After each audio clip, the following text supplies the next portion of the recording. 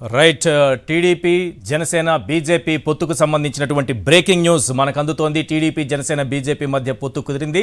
హస్తిన వేదికగా ఎవరికెన్నో లెక్కలు తేలాయి. టీడీపీ ఎన్డీఏలో చేరినట్లుగా ఆ పార్టీ ప్రకటన కూడా విడుదల చేసింది. సీట్ల పంపకాలపై 2 రోజుల్లో ప్రకటన అంటే ఉమ్మడి ప్రకటన విడుదల చేస్తామని ప్రకటించింది. 1996 నుంచి టీడీపీ ఎన్డీఏలో భాగస్వామిగా ఉన్నట్లు బీజేపీ విడుదల చేసిన సంయుక్త ప్రకటనలో పేర్కొన్నారు. దానికి సంబంధించిన కాపీ కూడా మీరు స్క్రీన్ పైన చూస్తున్నారు. Bharatiya Janata party central office release చేసినటువంటి అలయన్స్ కి సంబంధించినటువంటి కాపీ ఇప్పుడు మీరు స్క్రీన్ పైన చూస్తున్నారు. బీజేపీకి 6 ఎంపీ 8 అసెంబ్లీ సీట్లు కేటాయించినట్టుగా పొత్తు కుదిరినట్లుగా ఇందులో స్పష్టంగా మరో లెటర్ ద్వారా మనకు తెలుస్తోంది. ఇందులో అయితే వీరిద్దరి మధ్య ఉన్నటువంటి బంధం గురించి, గతం నుంచి ఉన్నటువంటి అలయన్స్ గురించి చాలా క్లియర్ గా రాసుకుంటూ వచ్చింది భారతీయ జనతా పార్టీ. ముఖ్యంగా హైలైట్ అవుతున్నటువంటి అంశాలను కూడా మీరు ఒక్కసారి పరిశీలించండి. The BJP and TDP have a very old relationship together. TDP joined NDA in 1996 and has worked together successfully in Atalji's and Narendra Modi's government. In 2014, the TDP and BJP fought the Lok Sabha election and assembly elections together. The JSP had supported the 2014 general and assembly election in Andhra Pradesh. అంటూ clear గా వారి మధ్య ఉన్నటువంటి బంధం గురించి చెప్పుకుంటూ వచ్చింది. అయితే ఇందులో కనిపిస్తున్నట్టుగా 1996లోనే వీరి మధ్య బంధం ఉన్నట్లుగా రాసుకుంటూ వచ్చారు. అయితే అది ఎక్కడా కనిపించట్లేదు. 1996లో దేవేగౌడ ప్రధానమంత్రిగా ఉన్న సమయంలో ఏదో ఫ్రంట్లో ఉన్నారు. అక్కడ ఆ ఫ్రంట్ ద్వారా తన పార్టీ అంటే పార్టీకి సంబంధించినటువంటి ఎర్రనాయుడు కానీ వేణుగోపాలాచారి కానీ వీళ్ళు మంత్రులుగా పనిచేసిన సందర్భం. కానీ ఇందులో 1996 నుంచి కూడా కలిసి పనిచేస్తున్నట్టుగా క్లియర్గా పేర్కొన్నారు. భారతీయ జనతా పార్టీ సెంట్రల్ ఆఫీస్ నుంచి విడుదలైనటువంటి ప్రెస్ నోట్లో ఇది చాలా క్లియర్గా కనిపిస్తోంది. The BJP and TDP have very old relationship together అంటూ ఇందులో పేర్కొన్నారు. అయితే 2 రోజుల్లోనే సీట్ల ప్రకటన ఉంటుందని కూడా బీజేపీ అధిష్టానం చెప్పింది. 1996 నుంచి టీడీపీ ఎన్డీఏలో భాగస్వామిగా ఉందని కూడా పేర్కొంది. ఈ మధ్యలో మళ్ళీ ఒక్కసారి యూపీఏకి వెళ్ళి వచ్చారు చంద్రబాబు. అయితే ఆ విషయాన్ని మర్చిపోయిందా? ఇందులో చెప్పాల్సిన అవసరం లేదా అంటే మనం మాట్లాడుకోవాల్సిన అవసరం అయితే ఉంది. చంద్రబాబు అవసరమైతే ఎక్కడికైనా వెళతారు, ఏ కూటమితోనైనా జత కడతారు అని చెప్పడానికి ఒక ఉదాహరణగా చెప్పడానికి నేను యూపీఏ గురించి ప్రస్తావించాను. కానీ యూపీఏ గురించి ఇక్కడ ఎన్డీఏ ఎప్పుడు మాట్లాడదు కాబట్టి ఈ లెటర్లో ఆ అంశం కనిపించకపోవచ్చు. అయితే బీజేపీకి 6 ఎంపీ 8 అసెంబ్లీ సీట్లు ఖరారైనట్టుగా ఇప్పటి వరకు మనకు అందుతున్నటువంటి సమాచారం ప్రకారం తెలుస్తోంది. బీజేపీ పోటీ చేసేటటువంటి సీట్లు ఒక్కసారి మనం పరిశీలిద్దాం. ఇప్పటి వరకు మన దగ్గర ఉన్నటువంటి సమాచారం ఇచ్చి ఇందులో కొంత మార్పులు చేర్పులు ఉండవచ్చు, ఉండకపోవచ్చు, ఇదే ఖరారు కావచ్చు, ఏదైనా జరగవచ్చు. కానీ ప్రస్తుతానికి సాక్షి ఛానల్ చేతిలో ఉన్నటువంటి, నా చేతిలో ఉన్నటువంటి ఈ సీట్లకు సంబంధించినటువంటి అంశాలను ఒక్కసారి మనం చూస్తే టీడీపీ జనసేన బీజేపీ మధ్య కుదిరినటువంటి పొత్తులో భాగంగా బీజేపీకి 6 ఎంపీ సీట్లు 8 అసెంబ్లీ సీట్లు ఖరారైనట్లుగా తెలుస్తోంది. అందులో ప్రధానంగా ఒక్కొక్క లోక్సభ సీటు గురించి నేను వివరిస్తూ వస్తాను. క్లియర్గా వినండి. అనకాపల్లి, అరకు, రాజమండ్రి, ఏలూరు, హిందూపూర్, రాజంపేట ఈ 6 లోక్సభ స్థానాల్లో బీజేపీ పోటీ చేయబోతున్నట్లుగా మనకు సమాచారం అందుతోంది. అభ్యర్థులు కూడా ఇప్పటికే ఖరారైనట్లుగా తెలుస్తోంది. మనము మన దగ్గర ఉన్నటువంటి సమాచారాన్ని ఒక్కసారి చూస్తే అనకాపల్లి నుంచి సీఎం రమేష్, అరకు నుంచి కొత్తపల్లి గీత, రాజమండ్రి నుంచి పురంధేశ్వరి, ఏలూరు నుంచి సుజనా చౌదరి, హిందూపూర్ నుంచి పరిపూర్ణానంద, రాజంపేట నుంచి కిరణ్ కుమార్ రెడ్డి పోటీ చేసే అవకాశం స్పష్టంగా కనిపిస్తోంది. లోక్సభ బరిలో ఒరిజినల్ బీజేపీ నేతలే లేరా అని మీరు ప్రశ్నించవచ్చు నన్ను. కానీ అదే కనిపిస్తోంది ఇక్కడ. అనకాపల్లి సీఎం రమేష్, ఏలూరు సుజనా చౌదరి, అరకు కొత్తపల్లి గీత, రాజమండ్రి పురంధేశ్వరి. మనకు అర్థమైపోయింది కదా ఇక్కడ బీజేపీ పరిస్థితి ఏంటో. మరో ఇద్దరు కూడా బయట నుంచి వచ్చిన వాళ్లే. ఒకరు కిరణ్ కుమార్ రెడ్డి రాజంపేట, హిందూపూర్ నుంచి పరిపూర్ణానంద. అంటే లోకల్ గా వీళ్ళ దగ్గర ఎవరు లేరు. పార్టీలో మొదటి నుంచి ఉన్న వాళ్ళు కూడా ఎవరు కూడా లోక్సభ సీట్లు దక్కించుకునే అవకాశం లేదని తేలినట్లుగా దీన్ని బట్టి మనకు అర్థమవుతోంది. రైట్, ఇదే అంశానికి సంబంధించిన పూర్తి సమాచారంతో మా ప్రతినిధి వెంకటేష్ మనకు ఢిల్లీ నుంచి లైవ్ లో అందుబాటులో ఉన్నారు.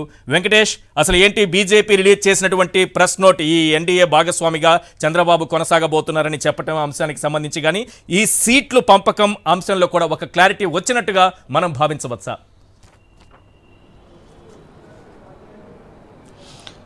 3 రోజుల పడిగాపుల తర్వాత చంద్రబాబు నాయుడు, పవన్ కళ్యాణ్ బీజేపీతో పొత్తును ఖరారు చేసుకున్నారు.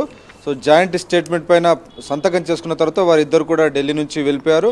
సో మొత్తానికి ఈ పొత్తులో భాగంగా బీజేపీకి 6 లోక్సభ సీట్లు 8 అసెంబ్లీ సీట్లు ఇవ్వాలని నిర్ణయం జరిగినట్లుగా సమాచారం వస్తుంది. అయితే దీనికి సంబంధించినటువంటి ఎంత నెంబర్ అనేది ఈ ప్రకటనలో ఇవ్వలేదు. గతంలో చరిత్రకు సంబంధించి గతంలో కలిసి పనిచేసామనేటువంటి ఒక ప్రకటన, ఒక లాంఛనమైనటువంటి ప్రకటన చేశారు.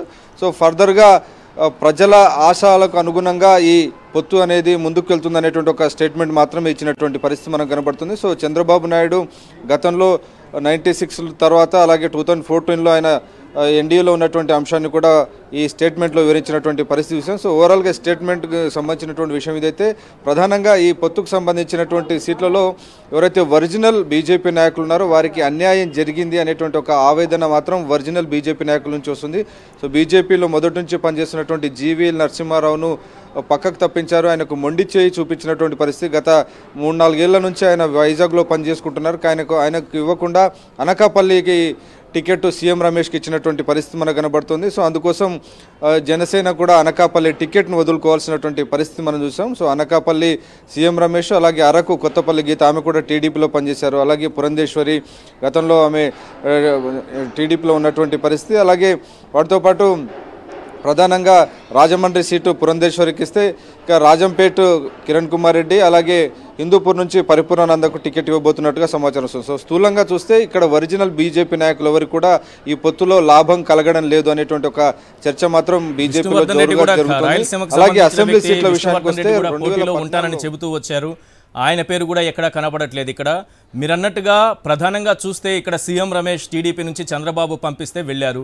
మళ్ళీ ఆయన వెళ్ళి బీజేపీ తరఫున పోటీ చేయబోతున్నారు. కొత్తపల్లి గీత వైఎస్ఆర్సీపీ నుంచి వెళ్ళారు. ఇక్కడ బీజేపీ నాయకులు ఎవరూ లేనట్టుగా కొత్తపల్లి గీత, పురంధేశ్వరి కాంగ్రెస్ నుంచి వెళ్ళారు. సుజనా చౌదరి చంద్రబాబు పంపిస్తే బీజేపీలోకి వెళ్ళినటువంటి వ్యక్తి.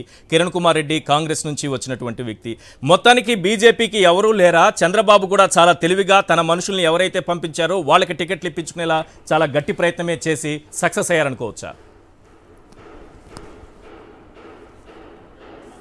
ఖచ్చితంగా ఇంకొక ఇంట్రెస్టింగ్ పాయింట్ ఈశ్వర్, ఇందులో రఘురామకృష్ణరాజు ఆటలో అరటిపండుగా మారిపోయారనేటువంటి ఒక చర్చ కూడా జరుగుతుంది. ఆయనను తమ కోటాలో నర్సాపురాన్ని తీసుకోవాలనేటువంటి విషయం పైన చాలా ఆసక్తికరమైనటువంటి చర్చ జరిగినట్టుగా మనకు సమాచారం వస్తుంది.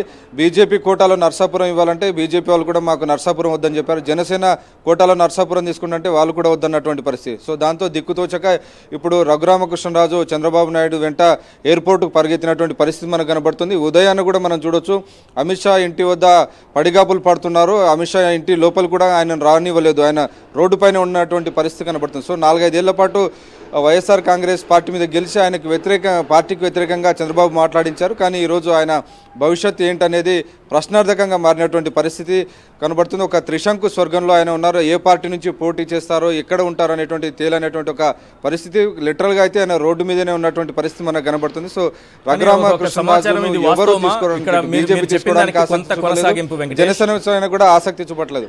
మీరు చెప్పిన దానికి కొంత కొనసాగింపు అన్నట్లుగా నర్సాపురంకి సంబంధించి ఈ రఘురామకృష్ణరాజు అంశంలో టీడీపీ నాకొద్దు అని బీజేపీ వైపు తోయడం, బీజేపీ మాకొద్దు మీరే తీసుకోండి అని తోయటం, ఇటు జనసేన వైపు వాళ్ళు తోయటం, ఇలా ముగ్గురు మాకొద్దని తోయడం చూస్తుంటే ఏంటి ఆయన పరిస్థితి?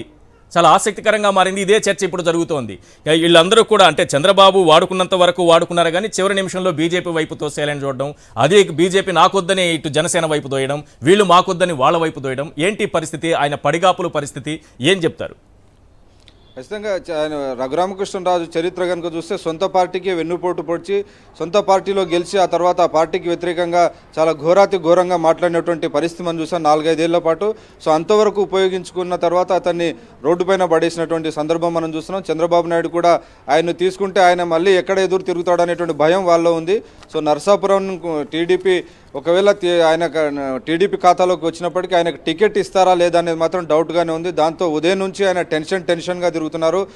అమిత్ షా నివాసానికి చంద్రబాబు, పవన్ కళ్యాణ్ వెళ్తే గేటు బయటనే ఆపేసేయడంతో ఆయన రోడ్డుపైన నిలబడి ఫోన్లు చేస్తున్నటువంటి పరిస్థితి మనకు చూసినటువంటి సందర్భం మేము చూసాం. గంట పాటు ఆయన రోడ్డుపైనే నిలబడ్డటువంటి పరిస్థితి. ఈరోజు చంద్రబాబు వెళ్ళేటప్పుడు కూడా ఆయన బయటే ఉన్నారు.